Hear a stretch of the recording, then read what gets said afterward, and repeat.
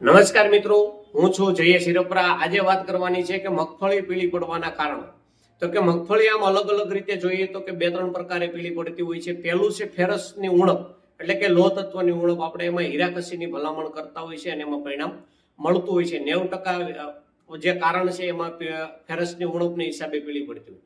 ત્યાર પછી ઘણી વખત એવું હોય એકદમ કાળી માટી હોય કે ગોરમટિયાળ માટી હોય અથવા કાદા ટાઈપની જમીન હોય અથવા એકદમ લેવલ જમીન હોય કે પાણી ભરાઈ રહેતું હોય કે જેમાં રાઇઝોબિયમ મૂળ ગંડિકાઓ પણ બહુ ડેવલપ ન થયો, એટલે કે નાઇટ્રોજનની ઉણપની હિસાબે પણ પીળી પડતી હોય છે।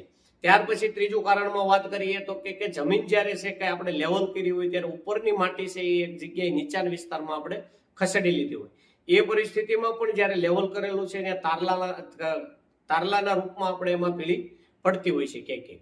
તો આ બધા બે ત્રણ કારણો છે કે જેમાં ફેરસની ઉણપ છે, નાઇટ્રોજનની ઉણપ છે અથવા લેવલ કરેલું હોય, આ રીતે પીળી પડતી હોય છે। નમસ્કાર।